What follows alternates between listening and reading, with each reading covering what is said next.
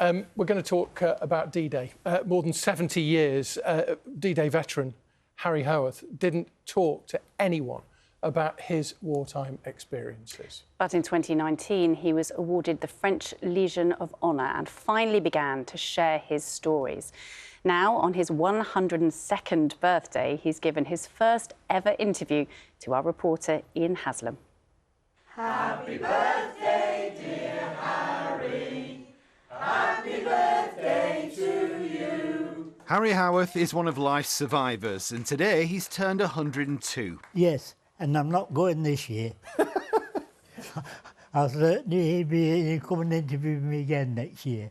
The dawn of June the 6th comes up like thunder. The D-Day landings were the biggest invasion by sea in history. They marked the start of the campaign to free Europe from the Nazis, and part of that massive military force was young signaller Harry Howorth, shown here on his wedding day in 1946. This is something you didn't talk about for years and years. Why was that? Was it just because you wanted to put it behind you? Well, there's nothing to say, really.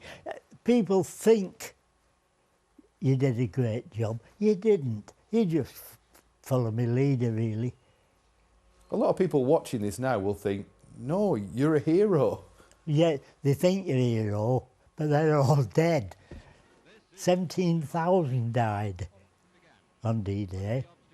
We're just lucky. We weren't there for glory. It was there because we had to be. But Harry nearly didn't make it after being dropped into water way out of his depth. The man pulled me out.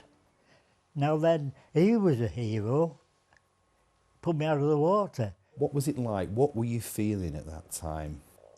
On D-Day itself, it was just like another exercise that we'd done thousands and thousands of times, excepting as we approached the beach of Normandy, I looked toward the starboard side of the ship, and the ship, identical to mine coming in, all of a sudden got a big hole in the side, and after a few seconds there was a big bang inside, and I dare say the lot was killed. And that brought it home that we were something different that day. And also the noise, the terrible noise. Were you scared? No, not really, no. I was scared about 3 days or 4 days after. Actually, we was in a walled chateau, and as I went to the toilet and I came back, a German plane came towards me, as I thought, and the bullets was bouncing off the pavement. Now, when I really came to my senses, I was flat against the wall. That scared. Being a signaller, he had all his battery on his back and his radio, as well as all his other kit. So I knew he was, you know, a really tough person. He'd have to have been, wouldn't he? Are you fascinated by the stories he tells and things? Very. It's hard to think that we all wouldn't be here without him. In 2019, 75 years on from the D-Day landings, Harry was honoured in France. The British Legion brought it up, and a French consul came and awarded me the medal. And how did that feel to be Oh, I'm given that? very proud of that. Not so much for me, but for all them that didn't get it. Ian Haslam, BBC News.